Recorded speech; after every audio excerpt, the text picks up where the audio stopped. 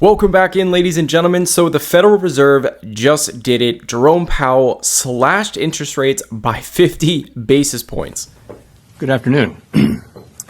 My colleagues and I remain squarely focused on achieving our dual mandate goals of maximum employment and stable prices for the benefit of the American people. Our economy is strong overall and has made significant progress toward our goals over the past 2 years. The labor market has cooled from its formerly overheated state.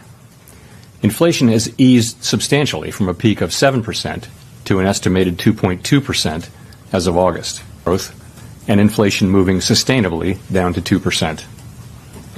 We also decided to continue to reduce our securities holdings. This now moves the Fed fund rate down to about 4.875, putting it in between about 4.75 to about 5%. And what does this mean for the overall stock market? Well, if you've been following the channel, we do think this lines up fairly well with 2007. Obviously, some things are a little bit different, but the play out is actually coming into fruition. A few different things I want to point out here. We actually got a little bit of a sell-off on this news. S&P down about 30 basis points, Dow down about 30 basis points, and the NASDAQ down about 30 basis points. A lot of different things taking place, a lot of different dynamics taking place, and I want to take one step back here and explain the inverse correlation between yields and PE ratios.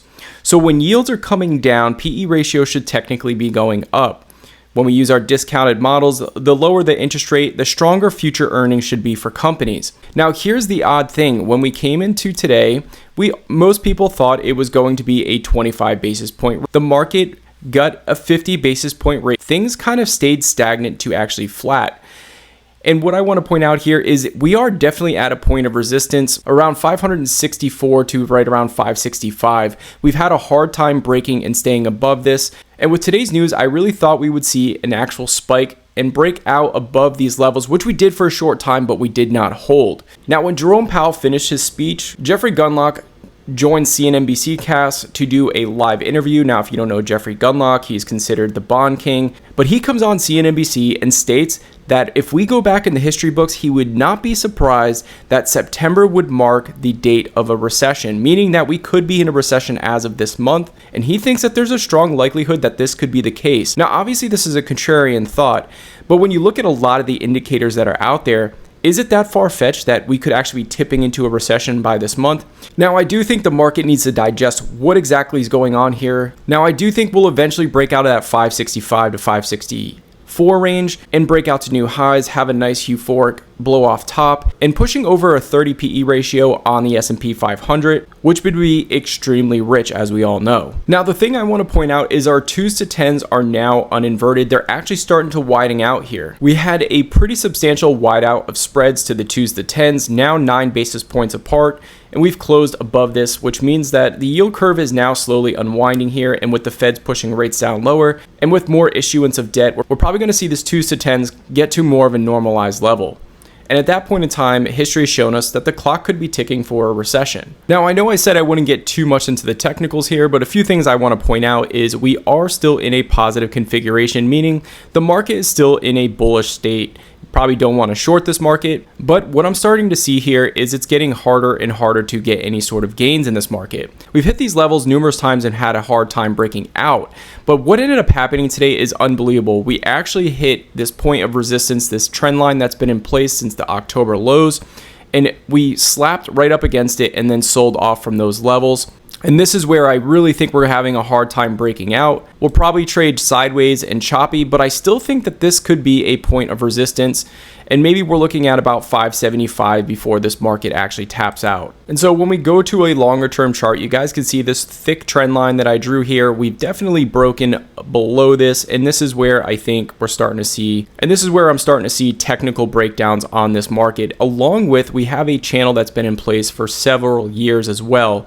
So not only do we have the resistance of a broken trend line from the October lows, but we've had a clear channel in this market that's kind of playing a point of resistance as well. And then I look at a high risk period coming in October, and this is where I think we start getting the correction in the market. So I think we're going to trade sideways to up, limited upside, probably 4 to 5% upside here. But I think as we go over the next 2 to 3 weeks, we're probably going to see more higher risk things, more volatility. And I do think we're going to start seeing this market curve down after a short gain here, which lines up well with the which lines up well with the 2007 setup where we had about 21 days of sideways to upward gains. Very, very similar situation I could see playing out here when I look at the risk period coming in October. So if we go back to what I was stating before, that if yields are coming down, we want to look at companies that actually benefit from these yields coming down. So they benefit twofold. Number one, if a company is carrying a substantial amount of floating debt or just a substantial amount of high interest bearing debt, then we want to be looking at these companies to possibly outperform. Then we throw in the fact that if they're trading at a low multiple, then there's twofolds that could happen here. Number one is they're obviously going to have the ability to refinance debt, which is going to help their balance sheet. But number two is if we can pay more for stocks, then we need to be looking at those companies that are already on sale. They could probably have an outsized rate of return. Number three is going to be the dividend quality of a lot of these stocks, I think could actually be outperformers.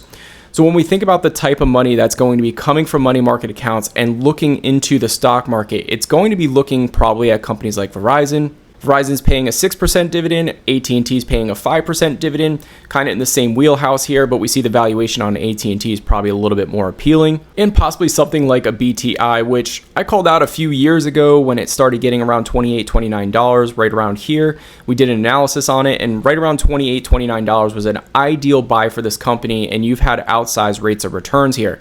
I think you were getting nearly an 8.5%, 9% dividend yield buying it at these levels, which means if we're looking at a total return standpoint, you probably only need about 2 to 3% growth rates in order to have market size returns here. But as we can see over a short period of time, take a look at the move that it recently has made. It just skyrocketed up from $28 a share all the way up to nearly $38 a share, $39 a share. So heck of a move that it had. I wouldn't be buying at these levels. I would probably be waiting for a market pullback on those types of companies like AT&T, like British Tobacco, like Verizon. But these are companies that I think should outperform. We have ran analysis on them. I'll rerun some analysis on them so I can get you guys some price targets here. But these are companies that I think should actually be outperformers when we look at a broadening rally taking place and we look at the type of investor that actually might be entering the market. And then when we look at the macro dynamics of yields coming down, which means we could pay a little bit more on the P side of the equation, and the E side should actually start working longer term as companies refinance their debt. And then we throw in the fact that having that yield for a lot of investors is going to be something important in uncertain times. And then when we think about yields collapsing on the treasury market, people are going to look for other places to get that yield. And I think this is going to be kind of the areas that they go to. So this is a blueprint of what I think is going to be taking place over the next few months. We could possibly see a lot of repositioning here. And then we obviously know the Russell's probably going to start doing well with rates coming down. Most of the companies in the Russell are unprofitable, so that's going to help them to kind of stay afloat a little bit longer with lower rates. So a lot of massive dynamics taking place here, and we're just wanting to kind of come on here, touch base on exactly what took place today, what my thought processes are. I still believe that there's heavy resistance points when I look at the technicals in this market. I think there's a high risk period coming in as we enter the top of this channel. And then when I look at valuations overall being pretty rich and the labor markets are starting to cool, a lot of things are telling me that we're probably going to see a market top formulating pretty soon. Of course, this is just my opinion, guys. Hopefully everybody enjoyed, and we will see you in the next one.